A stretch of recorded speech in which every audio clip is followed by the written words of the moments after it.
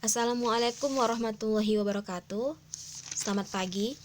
Pada pertemuan kali ini, kita akan mempelajari aspek kebahasaan yang terdapat dalam teks eksplanasi, yang mana pada pertemuan sebelumnya, kamu sudah mempelajari mengenai pengertian dan struktur yang terdapat dalam teks tersebut, yang mana teks eksplanasi adalah teks yang menjelaskan tentang proses terjadinya atau terbentuknya suatu fenomena alam atau sosial, yang mana unsur kebahasaan yang terdapat dalam teks eksplanasi ada 6: konjungsi kausalitas, konjungsi kronologis, kata benda yang merujuk pada jenis fenomena, istilah ilmiah, kata kerja material dan relasional, dan yang terakhir adalah kalimat pasif. Baiklah, untuk yang pertama ada konjungsi kausalitas atau kata penghubung yang menyatakan sebab akibat ditandai dengan menggunakan kata sebab, sehingga, oleh karena itu, karena. Nah, contoh. Sampah yang dibiarkan menumpuk akan mendatangkan bau yang tidak sedap dan akan mencemari udara yang nantinya mendatangkan bau yang tidak sedap sehingga akan mencemari udara dan mendatangkan penyakit seperti muntaber dan DPD ya. Nah, di sini pada paragraf kali ini menggunakan kata sehingga, berarti masuk ke dalam konjungsi kausalitas atau kata penghubung sebab akibat.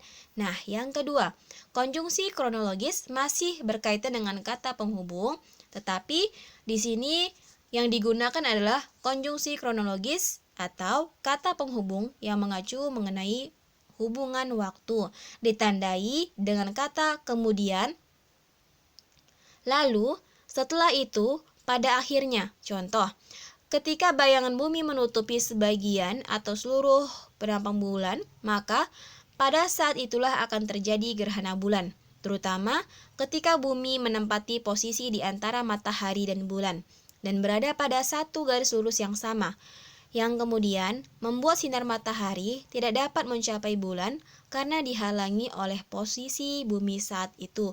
Nah, pada paragraf kali ini menggunakan kata kemudian, berarti masuk ke dalam kata penghubung yang menunjukkan hubungan waktu.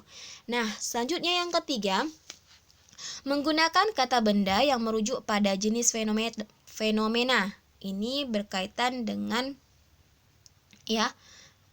Nah, yang ketiga ini berkaitan dengan kata benda, yang mana seperti yang kita ketahui, kata benda ini terbagi menjadi dua, kata benda konkret dan abstrak. Nah, tetapi penggunaan kata benda yang merujuk pada jenis fenomena ini bukan pada ganti penceritanya, ya. Berarti tidak menggunakan kata pengganti personal atau orang, tetapi menggunakan kata benda konkret maupun abstrak. Contohnya, banjir, pengangguran, kemiskinan, sampah. Nah, contoh kalimatnya, pembentukan tsunami terjadi saat dasar laut permukaannya naik turun di sepanjang patahan selama gempa berlangsung. Patahan tersebut mengakibatkan terganggunya keseimbangan air laut. Patahan yang besar akan menghasilkan tenaga gelombang yang besar pula. Beberapa saat setelah terjadi gempa, air lalu surut. Ingat ya nak ya, yang ketiga ini menggunakan kata benda yang merujuk pada jenis fenomena. Nah, apa fenomena di sini? Yaitu tsunami. Selanjutnya, yang keempat, istilah ilmiah. Istilah ilmiah ini yang mana istilah adalah kata atau gabungan kata yang dengan cermat mengungkapkan makna konsep, proses, keadaan, atau sifat khas dalam bidang tertentu. Nah, istilah digunakan dalam bidang kegiatan atau keilmuan tertentu. Istilah ini terbagi menjadi dua, ada istilah umum dan istilah khusus. Kalau istilah umum merupakan istilah yang berasal dari bidang tertentu karena dipakai secara luas menjadi unsur kosakata umum. Contohnya, radio, penilaian, pakar, itu masuk dalam istilah umum. Sedangkan istilah khusus adalah istilah yang maknanya terbatas pada bidang tertentu saja. Contoh, kalau dalam bidang pertanian ada istilah yang disebut dengan hama, ya, huma, wadu, dan lain-lain. Atau dalam bidang matematika ada diagram, grafik, faktor, itu masuk ke dalam istilah khusus. Nah, contoh sistem irigasi yang kurang baik di sini bisa dipaparkan secara sebab, ya, maaf, Ibu ulangi kembali.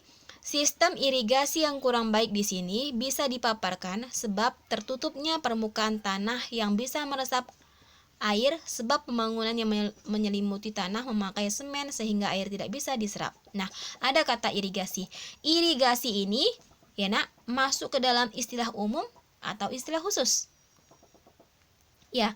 Nah, kalau irigasi berarti masuk ke dalam istilah khusus. Istilahnya apa? Istilah dalam bidang pertanian. Yang mana irigasi ini memiliki arti pengaliran air. Ya, sampai sini paham, nak?